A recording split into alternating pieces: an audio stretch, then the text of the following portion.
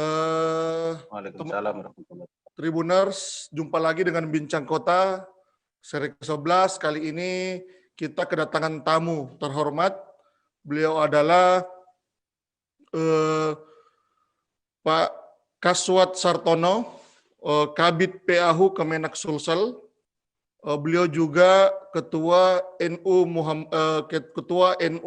Makassar. Benar, Pak? Pak Kaswat, benar, Pak? Ketua Ya, NU, betul. Pak? Ya. Tema kita hari Betul, ini Ketua adalah Tanfidiyah. Ya, betul. Ketua Tanfidiyah. Tema kita hari ini adalah umroh aman di tengah pandemi. Kita ambil umroh karena selama pandemi ini ada banyak yang merasa kehilangan dengan tradisi ataupun rutinitas, utamanya teman-teman kita yang di travel. Langsung saja saya ke Pak Kaswat. Pak Kaswat, Ya. Selama pandemi ini apa saja yang telah Kemenak atau bagian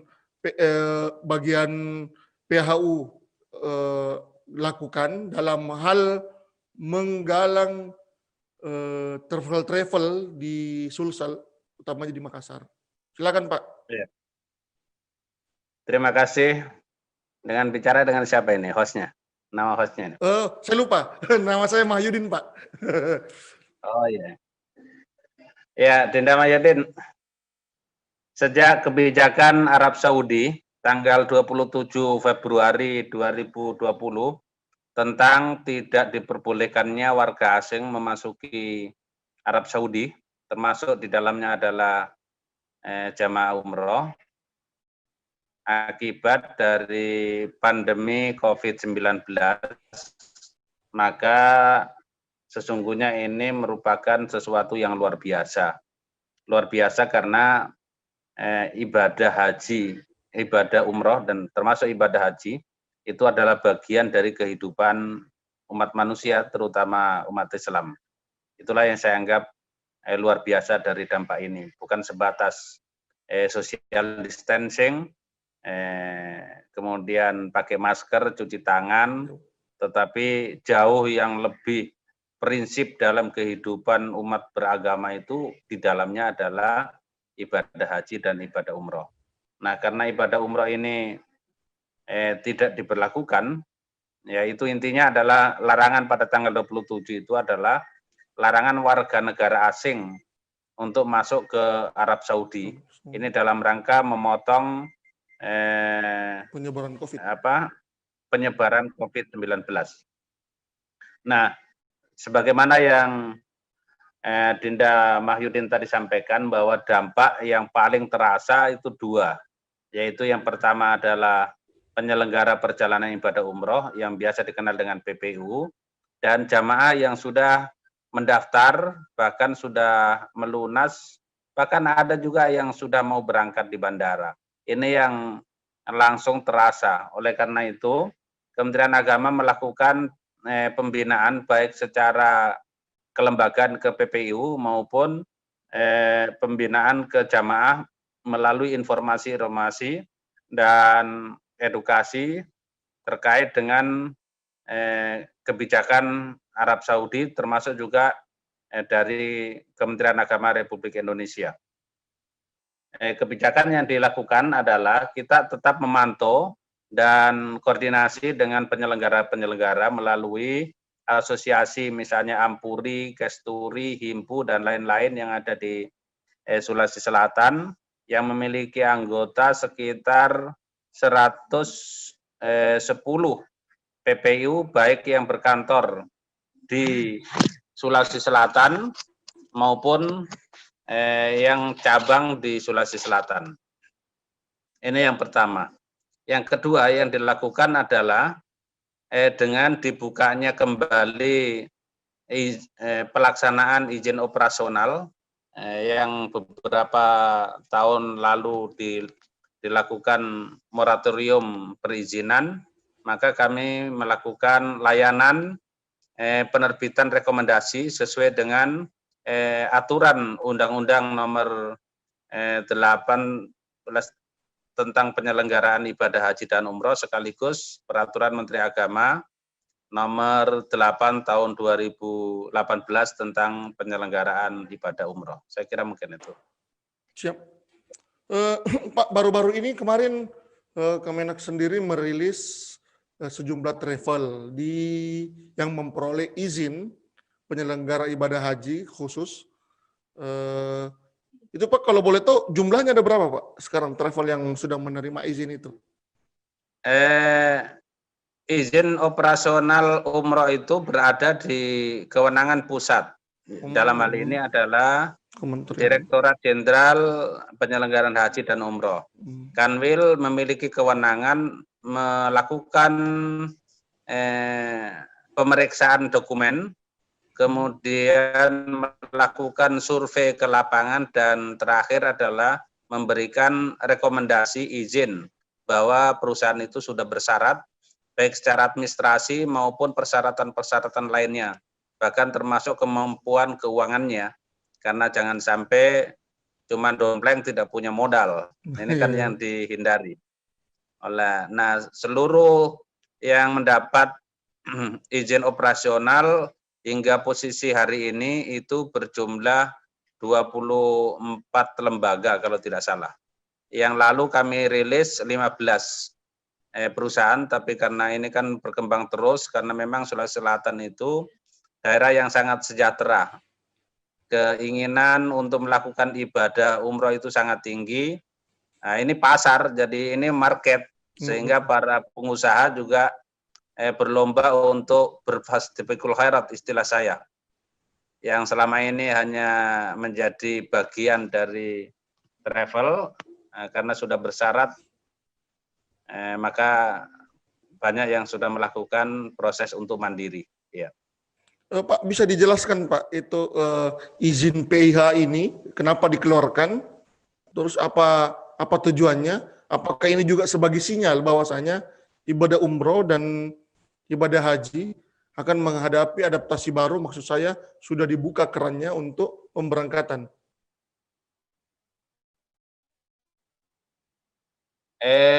Prinsip dari pemerintah Indonesia melalui Kementerian Agama itu adalah prinsip dasar itu adalah memberikan pelayanan kepada masyarakat.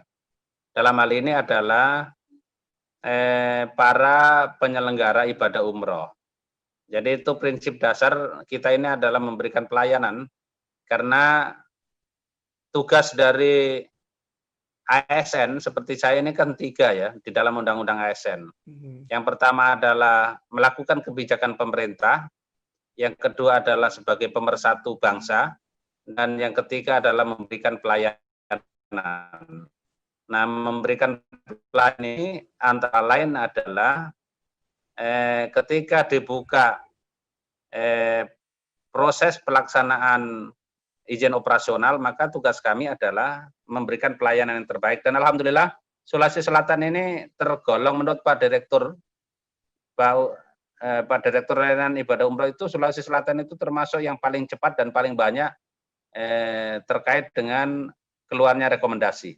Karena memang yang mengajukan permohonan itu cukup tinggi, dan saya memang melakukan itu sesuai dengan aturan yang ada, bahwa ketika sudah 24 hari, maka sedapat mungkin itu sudah diproses. Ya. Nah, terkait dengan sinyal, sampai hari ini pemerintah Arab Saudi belum memberikan sinyal itu, tetapi ketika haji kemarin sudah dilaksanakan walaupun jumlahnya sangat sedikit, jumlahnya 1.000 orang, kemudian tawafnya diatur jaraknya, sa'inya diatur, maka kemudian di Indonesia ada kebijakan new normal, masjid sudah dibuka, kemudian kalau tidak salah gedung biskup juga akan dibuka. Ya. Betul. Kalau gedung biskup bisa dibuka, tentu siapa tahu ada koordinasi diplomatik antara pemerintah Arab Saudi dengan negara-negara Muslim di dunia untuk membuka ibadah umroh dengan protokol kesehatan yang ketat, saya kira itu juga kebijakan yang sangat bagus. Siap. Kan intinya adalah mencegah terjadinya penyebaran COVID, itu intinya, bukan menghentikan ibadah umroh, bukan. Betul. Iya. Ustaz, di tengah pandemi ini, dalam menyambut new normal, apakah Kementerian Agama sendiri telah menyiapkan syarat ataupun skema dalam untuk penyelenggara, untuk travel lah, untuk biro perjalanan haji dan umroh? Iya, saya kira ketika nanti dibuka kebijakan untuk melakukan ibadah umroh, sudah otomatis Kementerian Agama akan memberikan petunjuk dan pedoman-pedoman di dalam rangka penyelenggaraan ibadah umroh. Ini dilakukan seperti kemarin, Kementerian Agama juga mengeluarkan tata cara dan pedoman penyelenggaraan pernikahan di KUA. Itu kan diatur sebanyak berapa yang bisa hadir, pestanya berapa orang, kemudian tidak boleh melakukan makan prasmanan. Ini kan sudah jauh dari tradisi Sulawesi Selatan ya. Tradisi Sulawesi Selatan itu kalau pernikahan itu kan pastilah makannya prasmanan. Betul. Tapi ini kan diatur karena memang semata-mata adalah darul mafasid muqaddamun alal jalbil masolih. Mencegah mudarat itu harus didahulukan daripada hal-hal yang mendatangkan kebaikan, maka itu diberlakukan, dan Kementerian Agama sangat taat kepada aturan itu. Apalagi saya sebagai Ketua NU Kota Makassar, masalah tertib itu adalah bagian dari syariat Islam. Itu masalah tertib. Nah, kembali ke pedoman tadi, insya Allah kalau memang nanti pemerintah Arab Saudi sudah membuka, saya kira Kementerian Agama akan memberikan pedoman-pedoman, misalnya pada saat manasik, kemudian masalah penerbangan untuk nanti di Arab Saudi. Saya kira itu adalah kebijakan Arab Saudi, karena tidak memiliki kewenangan Kementerian Agama, pemerintah Indonesia membuat aturan untuk pelaksanaan yang di Arab Saudi. Itu adalah dapurnya orang lain. Saya kira itu adalah bagian dari kedaulatan. Kalau soal kuota travel ini, apakah di adaptasi baru nanti akan ada pengurangan atau pembatasan? Kalau umroh sampai hari ini sebenarnya tidak pernah ada pembatasan kuota. Tetapi jumlah jamaah umroh dari Indonesia itu selalu meningkat. Saya ingat tahun 2017 waktu saya kepala bidang haji, itu jemaah umroh Indonesia itu sebanyak 700.000, kemudian tahun 2018 naik 900.000, kemudian tahun 2019 itu sudah masuk angka 1 jutaan. Begitu juga untuk Sulawesi Selatan. Jadi yang diatur bukan jumlahnya, tetapi yang diatur adalah pertama untuk terkait dengan umroh yang diatur itu pertama adalah izin operasionalnya. Ada mungkin Adinda Mahyudin masih ingat ada 5 pasti ya. 5 pasti terkait umroh, ada pasti izinnya, pasti visanya, pasti pesawatnya, pasti hotelnya, dan pasti paket berapa hari, dan itu yang diatur. Kemudian di terakhir kebijakan yang keluar itu adalah masalah harga. Karena kasus Abu Tur, sekali lagi belajar dari kasus Abu Tur. Terus terang kami sampaikan kepada seluruh masyarakat bahwa kasus Abu Tur yang menelan korban 86.720 itu terus terang banyak hikmah yang muncul dari sana. Termasuk itu kan nggak ada harga, sehingga harga sangat-sangat tidak pergi ibadah umroh juta, maksimal 15 juta sebenarnya. Kemudian itu masalah harga. Kemudian masalah waiting list. Nah, ini waiting list diatur.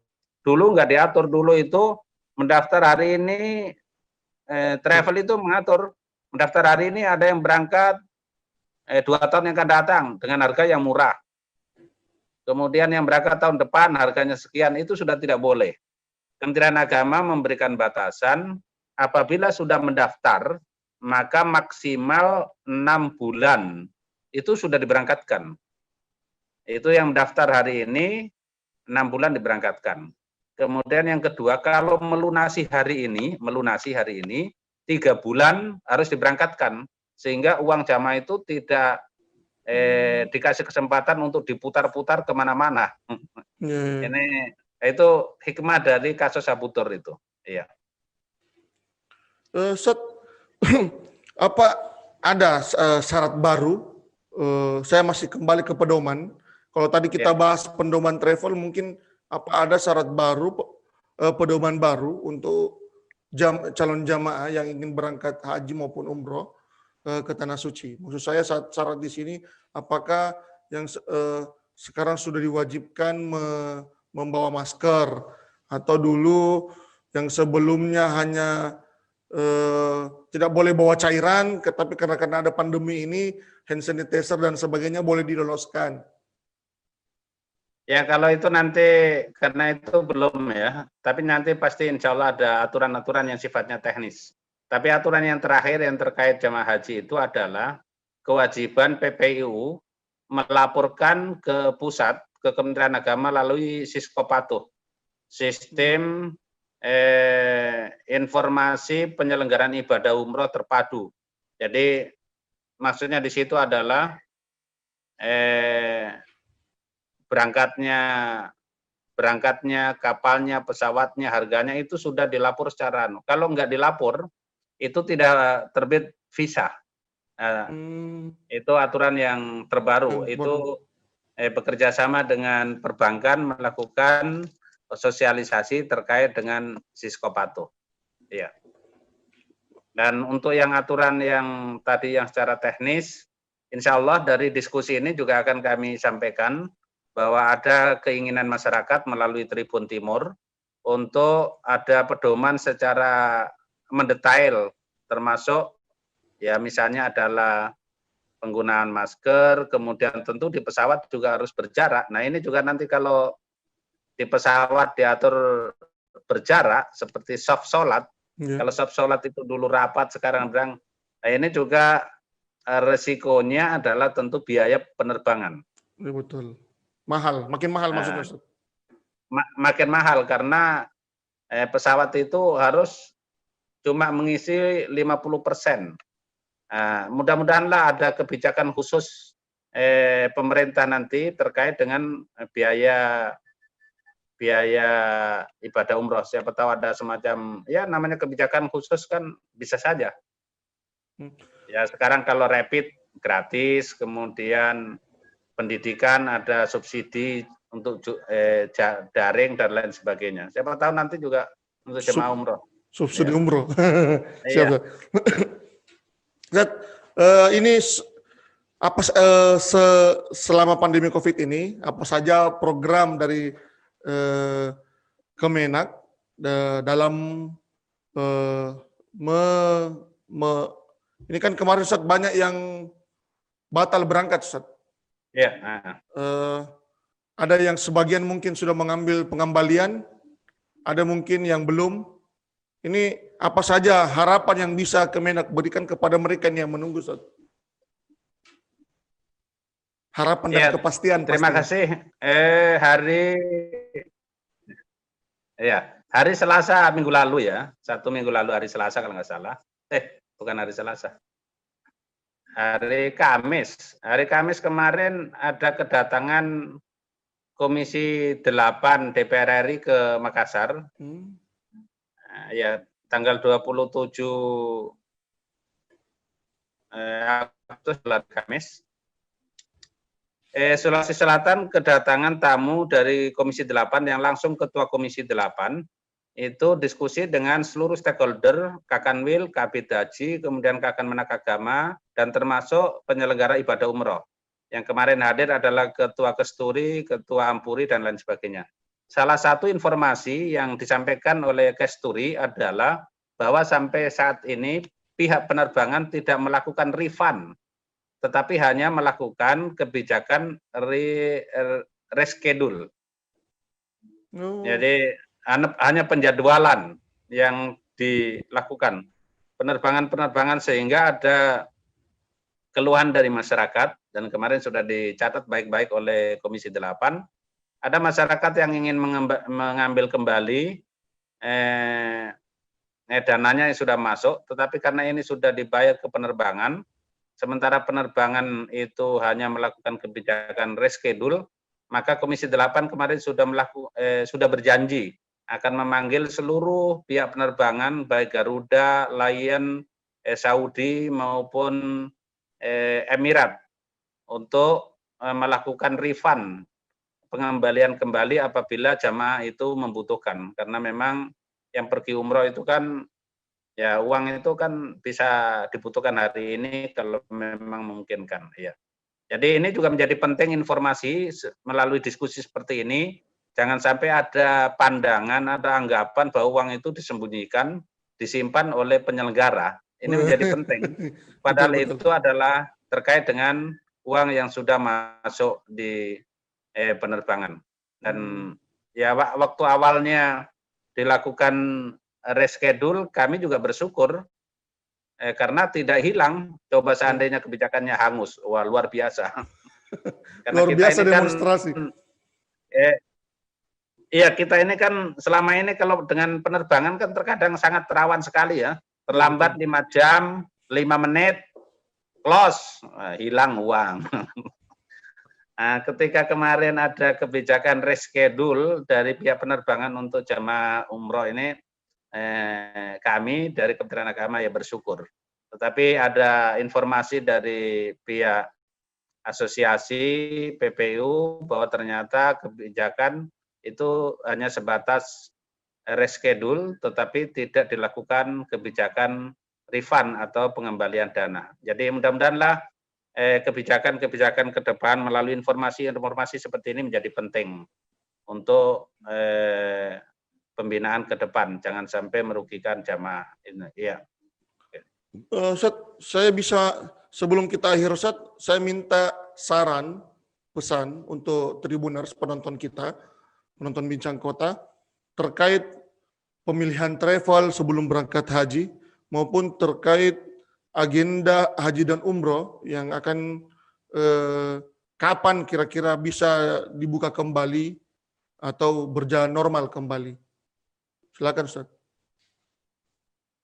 Iya, bagi kami yang di Kementerian Agama tentu tidak memiliki kewenangan untuk menentukan kapan operasional umroh itu dilaksanakan. Karena itu betul-betul menjadi kewenangan sekaligus kedaulatan negara Arab Saudi sebagai negara yang memiliki kedaulatan penuh. Tentu harapan kami mudah-mudahan apabila pandemi COVID-19 ini sudah melandai ya istilahnya, ya. Betul. Melandai. Ini bahasa melandai ini sebetulnya. Kalau sudah melandai, saya kira bisa dilakukan new normal, ya, pelaksanaan ibadah umroh dengan berbagai persyaratan-persyaratan sesuai dengan ketentuan WHO dan ketentuan syariat Islam. Saya kira itu mungkin usulan kami yang pertama. Yang kedua tentu akan kami usulkan kepada Pak Dirjen melalui diskusi hari ini terkait dengan apa yang disampaikan terkait dengan pedoman secara teknis untuk mencegah penyebaran COVID-19. Ya, alhamdulillah Sulawesi Selatan ini cukup bagus, penyebaran sudah menurun. Saya kira mudah-mudahan ini menjadi sinyal, karena ini penyelenggaraan ibadah umroh bukan masalah waktu, tetapi masalah COVID. Ini COVID ini kan makhluk Allah yang tidak bisa dilihat mata, tapi bisa mempengaruhi seluruh aktivitas manusia. Yang tidak terpengaruh kayaknya Tribun yang online ya. Yang Tribun online kayaknya tidak terpengaruh. Bahkan mungkin saya pikir malah mungkin karena ada kebijakan kerja dari rumah, malah membaca surat kabar, membaca berita itu justru menjadi kebutuhan. Betul, alhamdulillah Ustaz. Iya. Oke lah, mudah-mudahan kemitraan Kementerian Agama dengan Tribun ini semakin baik ke depan. Amin, amin. Ustaz, tadi belum dijawab Ustaz soal pemilihan travel Ustaz. Tips dan saran pemilihan travel.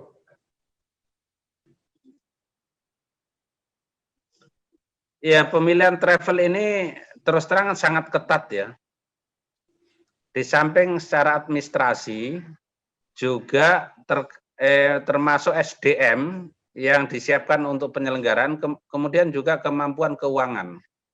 Di izin travel itu ada istilah jaminan garansi bank garansi.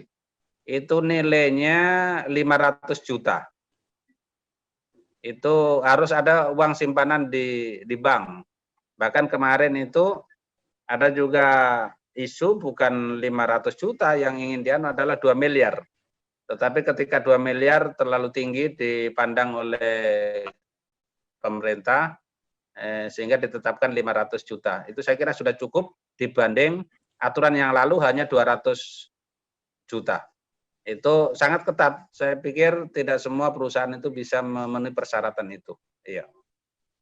Siap. Terima kasih banyak atas waktu dan segala ilmu yang diberikan Pak Ustadz. Salam dari kami Tribun Timur. Semoga kita bisa hidup normal kembali. Amin, amin. Menunaikan ibadah haji dan umroh kembali. Dan Iya.